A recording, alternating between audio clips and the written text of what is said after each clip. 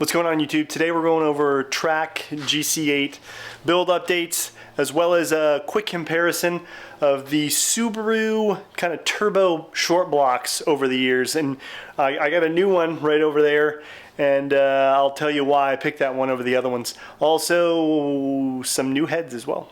Okay, so first we'll have the comparison of four motors here, USDM and JDM. The first two I'm going to show here were just throwaways that someone kind of donated for this video in comparison.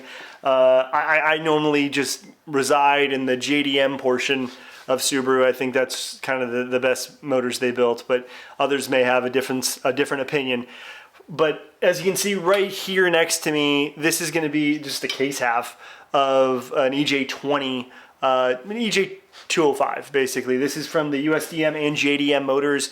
As you can see, pretty thick cylinder walls, but it is an open deck, so you're only going to get supports really on the sides and in the middle, not up and down horizontally as you would in a semi-closed deck, basically with that little, and we'll go, you can actually see it right here on this 2.5 liter.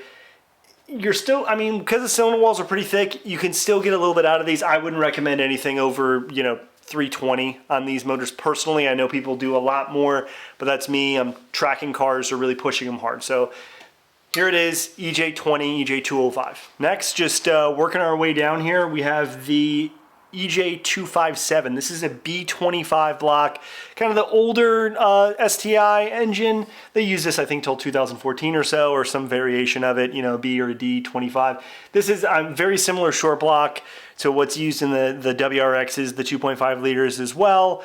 You can see kind of semi-closed here, so we do have those extra tabs on the top and bottom, but you can see here, right here, this little connection on the side, very small connection, because what's happening is if we go back here, you can see the cylinder walls obviously are much thinner from a 2 liter to a 2.5. Same blocks being used, they're just making everything a little bit smaller here support wise. That's why I kind of shy away from this 2.5 liter because a 2.5 is just inherently going to produce more torque. You can detune it and kind of get it down there, but torque breaks stuff. So if you're already looking at something like this, I wouldn't run a lot of torque through this. That's me personally. I know people swear by these blocks and love these blocks. I've had a few, never had an issue with one, but was always in the back of my mind kind of worried about really pushing it too hard.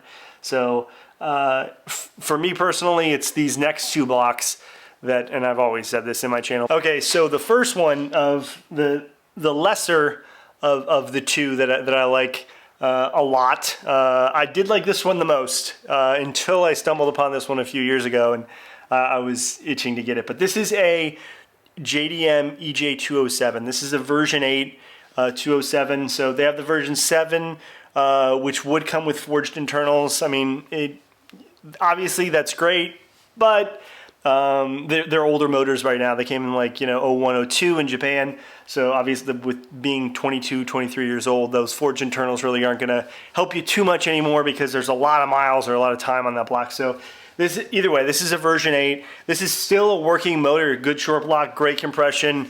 Reason it was pulled was because I was having some head gasket issues, or what I thought were head gasket issues. Turned out to be more valve train related. So I still have the T20 big port heads for this, still have everything to put a spare motor together, but in the meantime I'm going to be building a brand new block using that for my track build, and then this will be kind of the spare that I go back to. To go over this motor, semi-closed, just like the one before it, but as you can see here, we have a lot more support in these side areas as opposed to the very, very little that we have here. Obviously top and bottom support, slightly thicker cylinder walls as well. Not quite as thick as the 205 all the way at the end, but definitely thicker than the 257 that we have. So great motor here, excuse me, version 8, version 9, all around, version 7, version 8, version 9, all gonna look around the same kind of block. So you can't go wrong with any of those and kind of building them up. And then the last motor we'll show here, the one that I just received literally today. Okay, then we have this guy. This is a W20c block.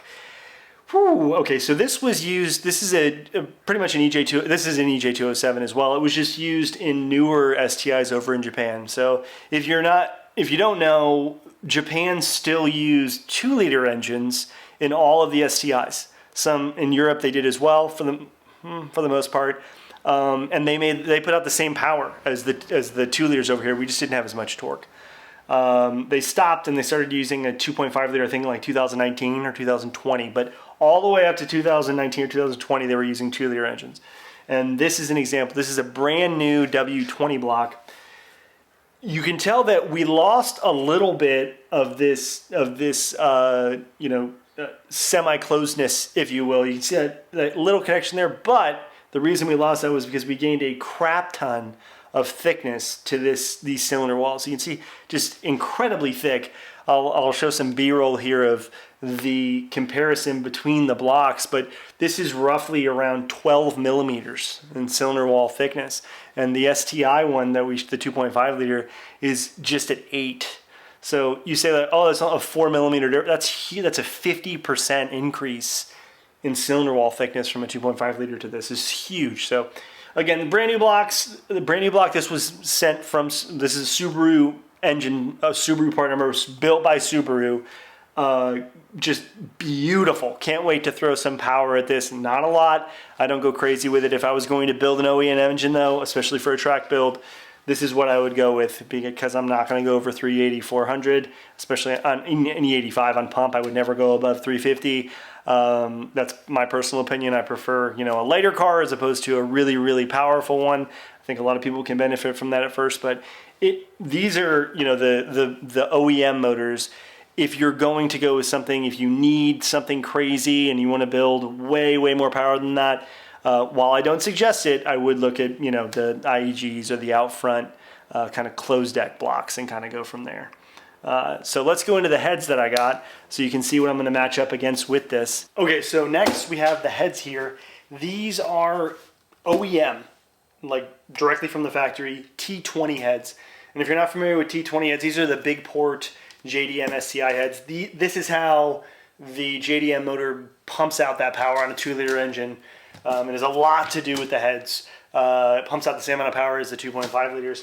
You can see, I'm not going to take them all the way out here, but you can see brand new. I'll zoom in on the part numbers here. You can still order these from the factory.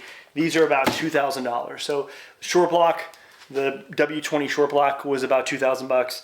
And then this was about $2,000. Obviously, you're going to pay a shit ton in tariffs and taxes if you're in the United States to get this stuff. Not too bad, but 10-20% is to be expected. But for around $4,500, under $5,000, you're going to get pretty much almost a full long block. The only thing that you would need after that is obviously, which I've ordered, is the valve train. So I could reuse the old valve trim I have. I have, again, T20 heads and that version 8 block. However, I want to have a complete spare. So I bought all new valve train, which will be here tomorrow, and I'll have videos of me building these heads. But what I went with was JSC valves for the intake and exhaust, the super alloy ones. Nothing crazy, no oversized, just standard. And then IAG kind of springs and retainers. And then for the cams, I was going to go with the Spec C cam. I already have Spec C cams. They're pretty aggressive from the factory, the Spec C cams are. But I went with GSC S1s, which are not a crazy cam. They're definitely a step up, mild step up from the Spec C stuff. Definitely a bigger step up from the USDM stuff. But I'm not trying to go crazy with power, not trying to go off the rails here. I know that'll give me, it'll move the power band maybe a little bit, but not too much over to the right. So more mid upper range power, hoping for around the same, just 380, 400. If we get more than that, then we will down tune it. Hopefully I only have to run like 17 or 18 pounds of boost. That would be great to get 400 horsepower, but 380, we'll see. So that's where the build stands right now. Again, I'll have an update with the building of the heads, putting the long block together as a whole, and obviously putting it in. I'm hoping that I can get this done and maybe attend one track event, but the track events end here in the Pacific Northwest in late September, early October, and it's already obviously the end of July, so it's going to be tight. I don't want to push it. Obviously, I have to break in the engine, which isn't a huge thing, but at least, I put at least, 700, maybe 1,000 miles to break in a motor. I try to take it really easy, especially on this one. and then I have to get it tuned, obviously, or tune it with my tuner. So putting it together should take a couple weeks, maybe 2 or 3 weeks, and then tuning it, but I don't want to just rush it. So we'll see what happens from there. Thank you for watching these videos. Hope you guys like and subscribe.